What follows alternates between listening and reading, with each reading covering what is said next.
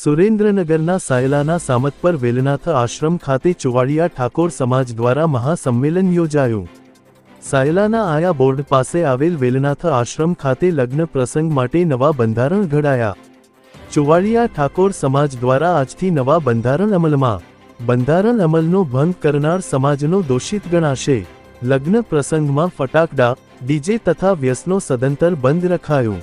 મોંઘવારીને અંકુશમાં લાવવા માટે ઘરેણાં, ડીજે કે લગ્ન પ્રસંગમાં ખોટા ખર્ચા માટે નવા બંધારણ ઘડાયા। જેમાં સુરેન્દ્રનગર, બોટાદ અને મોરબી જિલ્લાના લોકો રહ્યા ઉપસ્થિત। 150ની વધારે ગામના આગેવાનો હેઠળ સર્વાનુમતે ઠરાવ પસાર કરવામાં આવ્યો। બંધારણનો અમલ તોડનાર સામે 51,000ના દંડની જોગવાઈ। દંડની તમામ રકમ શિક્ષણ પાછળ વાપરવામાં આવશે। મહાસંમેલનમાં સામાજિક આગેવાનો, રાજકીય આગેવાનો, જુદા જુદા સંગઠનો તથા સરપંચો હાજર રહ્યા હતા।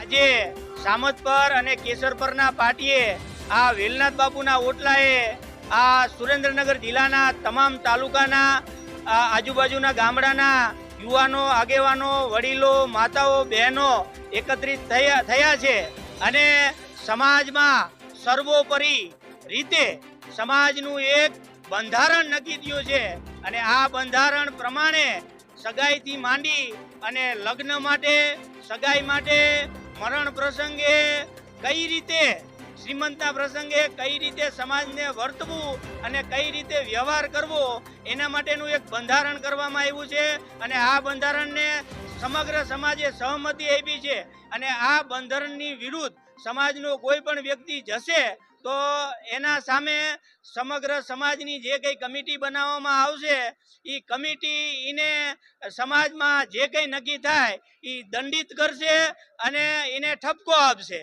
અને ત્યારે આ બંધારણ બનાવવાનો મુખ્ય હેતુ સમાજમાં આર્થિક રીતે પછાત જે કુટુંબ છે અને મધ્યમ વર્ગના કુટુંબ છે અને જે પૈસાદાર કુટુંબ છે એ સર્વે સાથે મળી અને સમાજમાં સમાજની આબરૂ જળવાઈ રહે, સમાજમાં તમામનું સન્માન જળવાઈ રહે, આત્મસન્માન જળવાઈ રહે એના માટે તમામના જે કંઈ આ જે પ્રસંગો છે એ સુખદ અને સુમેળે થાય એવું આ સમાજનો નિર્ણય છે એ સમાજે સર્વોપરી રીતે આજે નક્કી કરેલો છે।